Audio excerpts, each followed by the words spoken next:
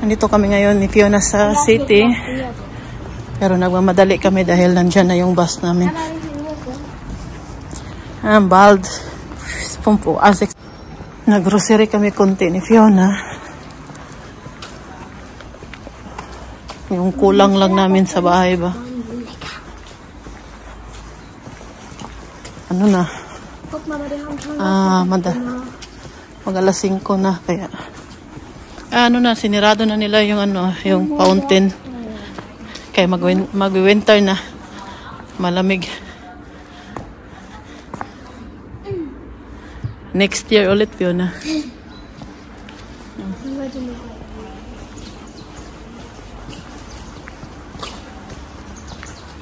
Palaging action talaga to si Fiona eh.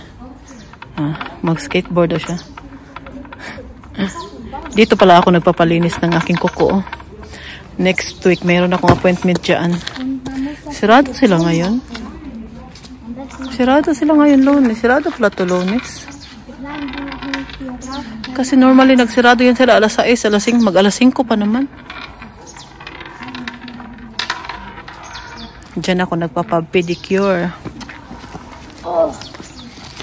At ano na siya, may kasama ng puts pa. Ano lang yung bayaran ko?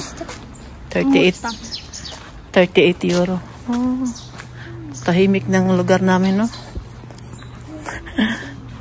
Kunti lang yung mga tindahan. Pero meron naman kaming tindahan dito na malaki siya. Mga damit ang tinda. May lang may kamahalan kay branded man. Nakalimutan kong bumili ng kandila ba para bukas. Pagpunta namin ng sementeryo. Tapos na kasi si Fiona. Kailangan ko na siyang sunduin.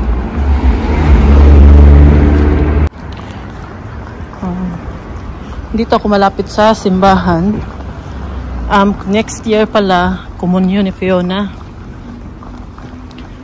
Ano na siya ngayon? Pupunta siya sa simbahan tuwing linggo. Yan. Ito, tapunanan to siya ng mga luma, mga dahon. Pag naglinis ka sa garden mo, pwede mo dyan itapon yung mga dahon. Ito, tulad nito. Punta na kami ni Fiona sa city ngayon. Boah, weißt du, Mama, ich habe so lange ausgehalten. Ich musste so stark tun und noch nicht so pipi. Was musstest du? Pipi machen? Hast du schon gemacht? Ja. Gusto talaga ni Fiona na magdiko kami, oh. Yan yung diko namin sa Halloween. Yan yung ginamit namin last year. Naalala ninyo, dito kami sa garage namin na gano'n. Ngayon kasi nagtrabaho si Martin, panghapon siya. Mamaya pa siya uwi. Yeah. May punta kasi dito mga bata mamaya. Kaya magdiko-diko din kami konti. Para matakot sila ba? Para matakot naman yung mga bata. Ayan, kauwi lang namin. I-prepare ko na yung mga binamili ko. Pamigay natin mamaya. Kaya ilang na lang. Malapit pag madilim na. Mag-start na yung mga bata. Mga alas 6. Nandito na yun. May mag-start na mag-doorbell. May lalagay ako dyan. Mamayang ilaw. Para may kunting naman liwanag ba. Maya. Pag nila. Ayan. Iinitin ko tong to siya? Kalabasa ba? Initin natin dahil pakain natin kay Uma. Parang may bata na darating. Anong to siya, sabaw? Gusto to ni Uma. Kaya initin ko siya. Para pakain natin kay Uma. Parang may bata na mag-doorbell na ngayon dito sa amin. May narinig akong bata sa labas. Kanina may bata na pumunta dito yung classmate ni Philip. Tapos nagsama silang tatlo ni Fiona. Dito lang sila malapit sa amin. Ikot sila. Hindi ako makasama mag-alaga man ako kay Uma. Tapos pag may mag-doorbell dito, yung mga bata, wala magbukas. Kasi Michelle, ayaw man yung yan. Tapos si Martin pala uuwi na alas 8. Kaya sabi niya kung pwede ako magbihiko doon sa garage namin. Sabi ko, nagdiko na ako sa harap ng pinto. Ayoko na magbihiko doon sa baba. Kung saan kami nag-deco noong last year ba, dito na lang sa harap ng, kuya naman din sa harap ng pinto. Tapos may binili pa to si Martin dito ano. Pakita ko po sa inyo. Initin ko muna tong ano, sabaw.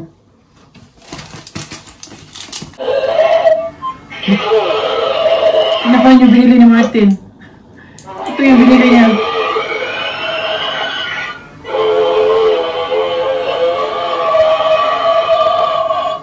Ilagay ko doon sa baba para madagdagan yung ano natin ba.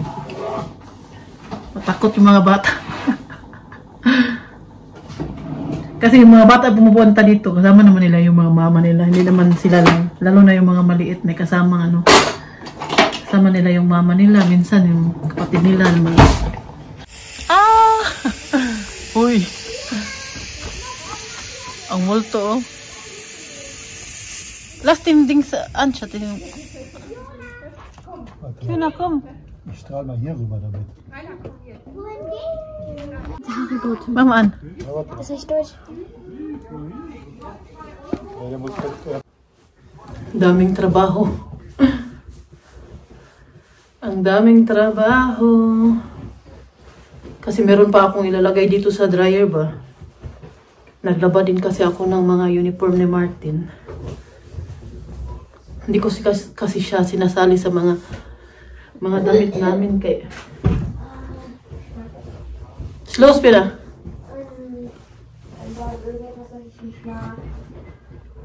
Ang dami nilang nakuha. Ang dami nilang natanggap ng mga pinamigay sa kanila mga chocolate, candy. Ito sa kapitbahay namin.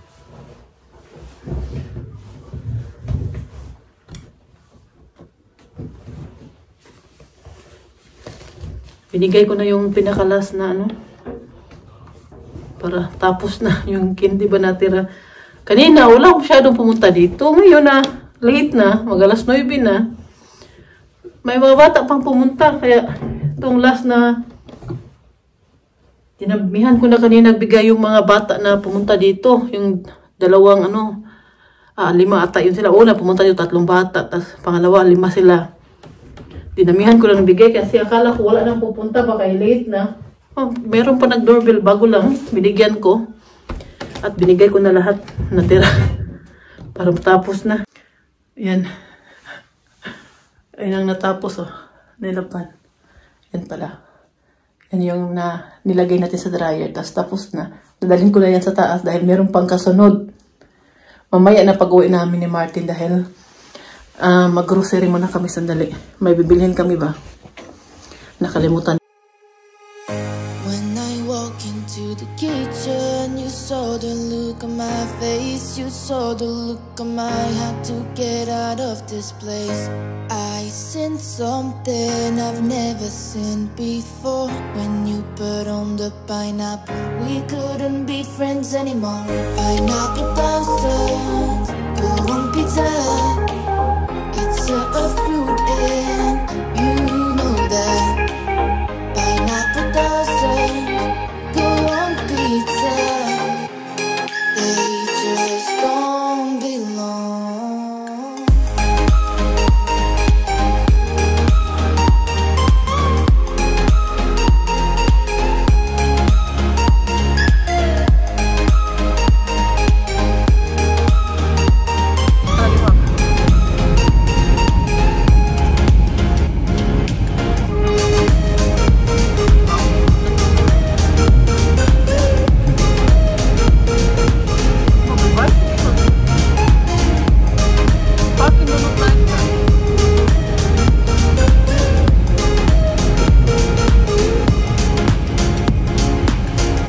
Ito pala nabili namin kahapon para sa papa ni Martin.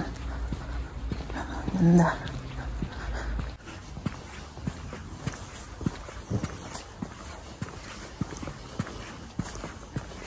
Ngayon, ilalagay na namin ulit dito sa karton ang ginamit namin kagabi na pang nitiko namin diyan sa labas. Talaga? Sabi ni Martin talaga?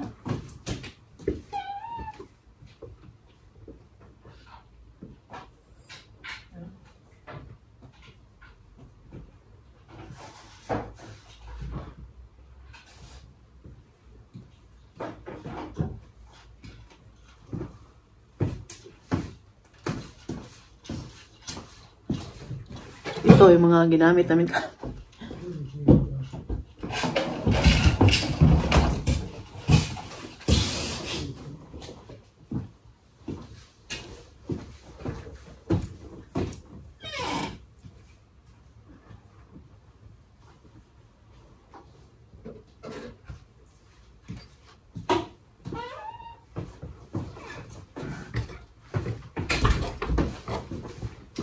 Gerade hingefallen, hat sich vom Kopf gefallen, hat sich wehgetan. Vorsicht. Hui. Das erst mal, oder? Oder hier? Nee, der. Das kommt ja hier oben hin. Das ist auch mein Telefon, Joe. Ja.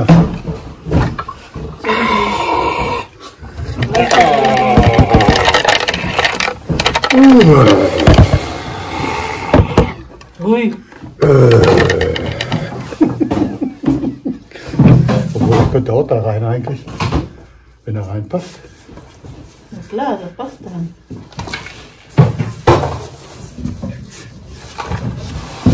Nasa bahay na kami. Grabe, mag-alas 5 pa lang pero madilim na sa labas. Kaya ano manggod, makulimlim tas umuulan. Meron pa lang nagpadala sa atin ng regalo. Pero hindi ko nasasabihin po sa inyo kung sino siya. Pakita ko na lang po sa inyo yung pinadala niya. Ang ganda. Oh. Kakaibang, to ha? Kakaibang. Wow. Ang ganda naman ito eh. Hindi siya kasya sa aking braso. Mataba kasi. Pero naman siya, sling bag naman siya. Ito pala ay, ang brand ko nito ay Stevie Madden. Ito, diba? Iwan ko kung meron ganito sa Pinas na Pero dito sa Germany, usong-uso po ito siya na Ganda, diba? Tapos meron pa siyang meron pa dito ito yung niya. Hindi ko nasasabihin kung sinong nagbigay nito. Basta, regalo niya to. Maraming salamat. Alam naman po ninyo na mahilig talaga ako sa maliit na bag. Nagustuhan ko talaga siya. Ang ganda niya. Parang pantalon yung jeans yung. Lagay natin yan dyan. Kaya meron pala akong ikwento sa inyo. Galing pala kami doon sa sementeryo dahil nga dito ngayon, undas dito, November 1 dito ngayon sa Germany. At iba naman kasi dito, hindi katulad sa atin na pwede tayo magtagal doon sa sementeryo. Dito kasi malamig. Sa atin, pwede tayo kahit ilang oras magtambay, pero dito, maambon nga sa labas. 3 sementeryo yung pinuntahan namin ngayon. Una yung anak namin. At doon din nakalibing yung asawa ng tita ni Martin nung namatay last year lang, bago lang. At pangalawa na cemetery na pinuntahan namin doon nilibing yung dalawang kapatid ni Uma na lalaki, ng papa ni Tobias, yung kilala naman po niya si Tobias, no? Doon nakalibing yung papa niya at saka yung kapatid pa ni Uma na isa, at saka yung sister-in-law din ni Uma doon din. Kaya taga-Attendorn man yung mga pamilya nila, doon yun nakalibing talaga yung mga pamilya ni Uma. Kaya taga-Attendorn man yan si Uma.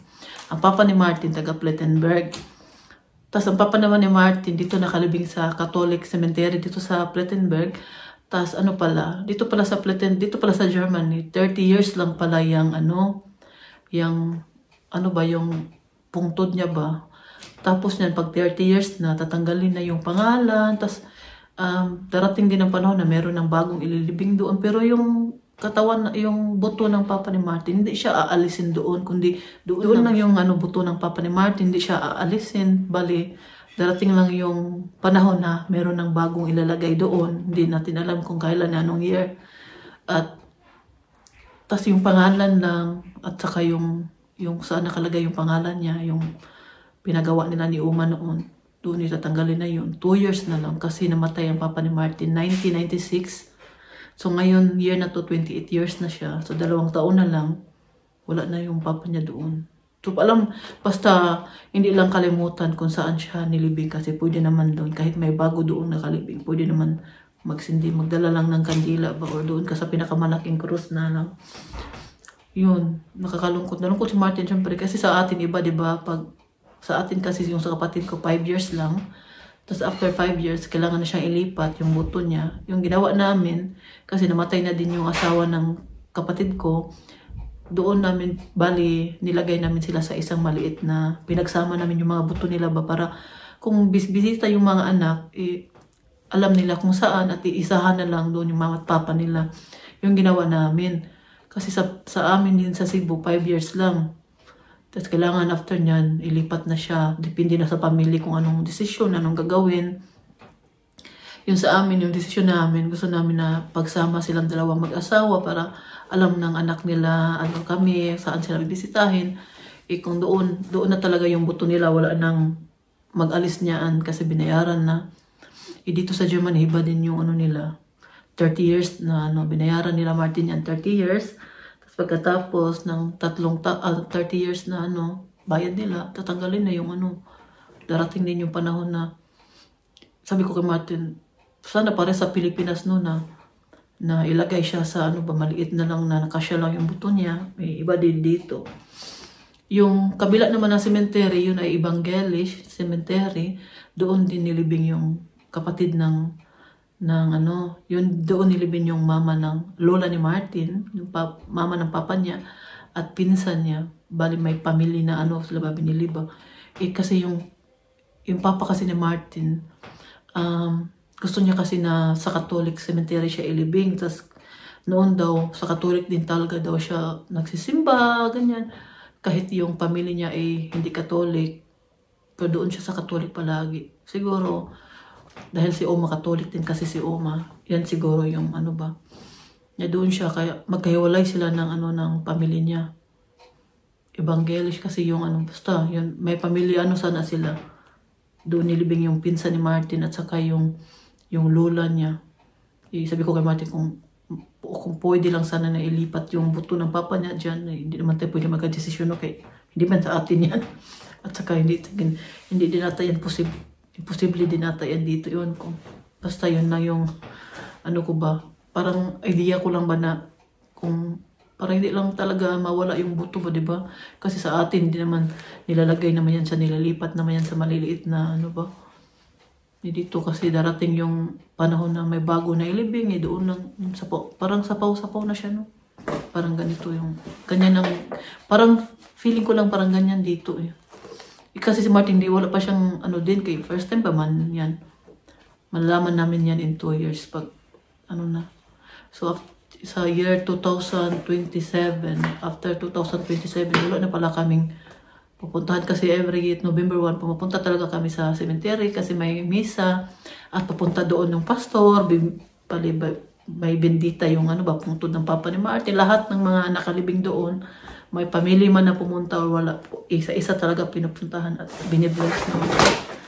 Kaya yan yung parang nalungkot ako ba na 2 years na lang, wala na doon. Hindi na namin malinisan yung pungtod niya, hindi na namin malagyan ng kandila, hindi na kami kasi nagtatanim din kami ng mga bulaklak doon sa ng papa ni Martin.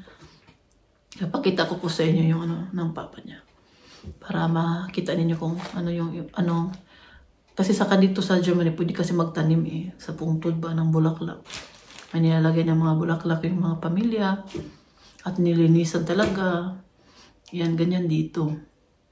Noon si Uma malusog yan, palagi talaga yan pumupunta doon at palaging inalagaan talaga yung ng asawa niya ba, nilinisan, walang mga dahon, walang mga tumutubo na mga sa kilid-kilid. So, linis talaga ng pungtod ng papa ni Martin. Kasi alagang-alaga ni Uma. Kaya yun lang yung ko ba. At meron pa wala akong ikwento sa inyo. Si Oliver pala pupunta dito sa amin bukas.